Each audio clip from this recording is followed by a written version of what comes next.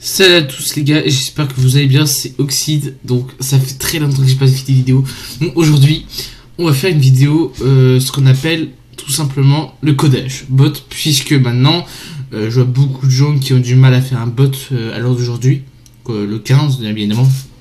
Donc aujourd'hui, je vais vous apprendre comment coder la manière la plus simple et efficace.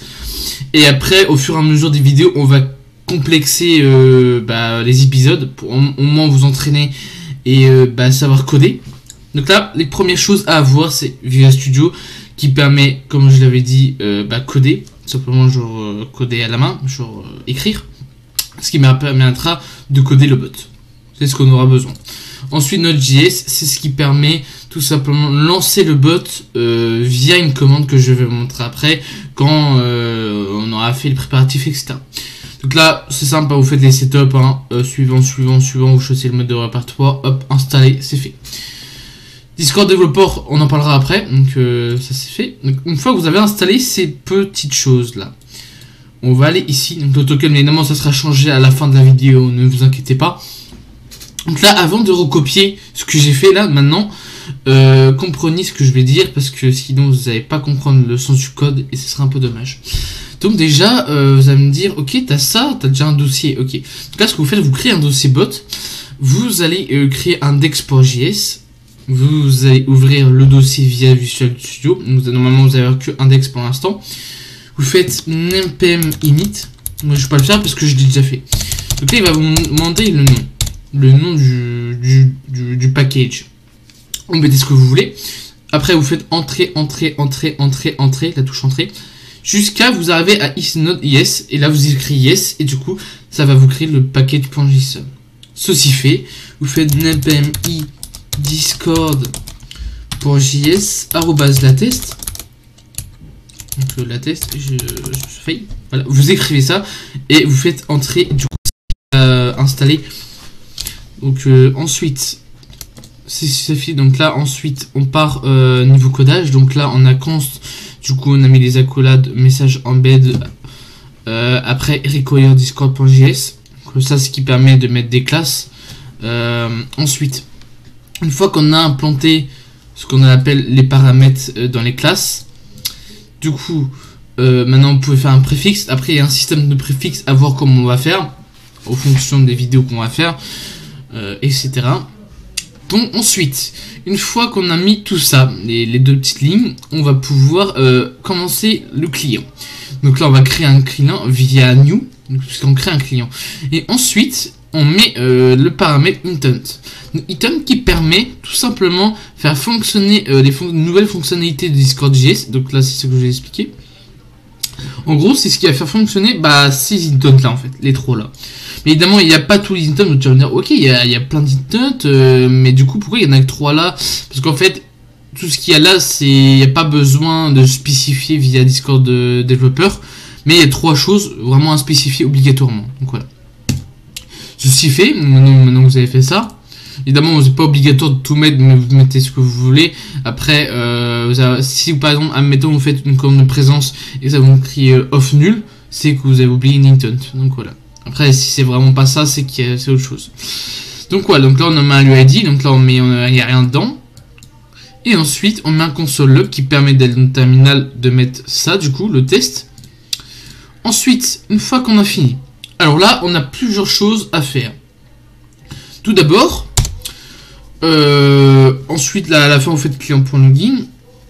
Une fois que vous avez fait à la fin ligne 11, vous faites client.un message create, puisqu'on passe par la V13 maintenant, parce que la V12 est dépréciée. Donc je conseille la V13, elle est énormément soutenue, donc n'hésitez pas. Donc là on met un async, puisque plus tard on aura peut-être besoin pour des commandes.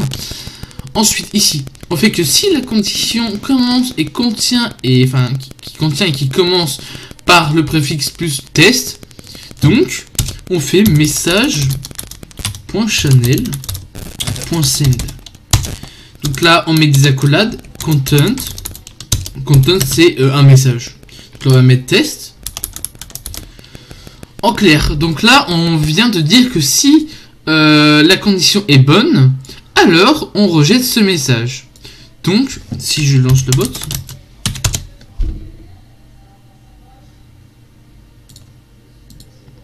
Donc si on commence, je fais par exemple plus test, il me rejette bien test, on voit bien qu'il me le rejette bien. Donc voilà. Maintenant, on va créer un embed. Donc je montre juste vraiment les bases, comment créer un embed, un message et comment mettre un bot. Const embed est égal à new message. Donc là on utilise la classe message embed. Et là on pourra mettre des paramètres. Donc là cet auteur, je vais vous apprendre comment faire parce qu'il y a certains paramètres qui sont dépréciés, donc faites gaffe comment vous faites. Donc là par exemple maintenant c'est accolade, enfin c'est un string, du coup c'est parenthèse et accolade. Ici on va mettre name puisqu'on passe par la nouvelle version, et ici vous mettez test. Et après si vous voulez mettre un icône, vous faites tout simplement ici icône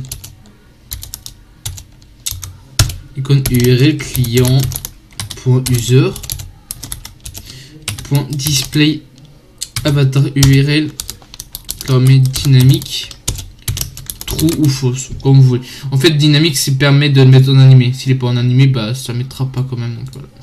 Donc là, c'est title.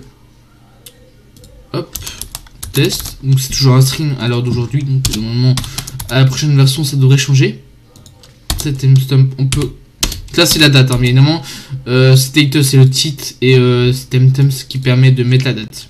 Set description test. Donc là maintenant si j'aurais laissé comme ça, bah ça serait défini, c'est-à-dire pas défini. Du coup si vous aurez défini, normalement ça mettrait. Donc là c'est le footer. Maintenant il y a certains paramètres comme auteur ou footer, vous êtes obligé maintenant de faire des accolades. Donc texte, et là on met test. Et pareil, si vous voulez faire un icône URL, c'est pareil ici, icône URL. Donc là c'est pareil, client.user.displayAvatar. Donc là dynamique true. Donc true ça en false, ça, hein. Enfin true c'est un boolean, donc true c'est oui et false c'est non, évidemment. Voilà. Alors donc là je crois qu'on a à peu près fini. Donc là ça revient même, hein. Vraiment c'est juste la même chose, c'est juste qu'il y a un truc qui change. Donc là parenthèse accolade embed avec un S. Donc là je vais vous apprendre un truc. Si on laisse comme ça, on va avoir une erreur, puisque sinon il va vous rejeter en gros il va vous rejeter que l'embed n'est pas un objet.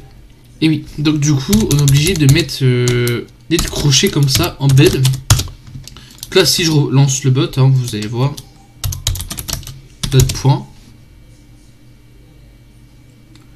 Donc là si je fais plus test, et oui, donc là c'est bien ce que je vous disais, embed n'est pas défini. Donc là ligne 20,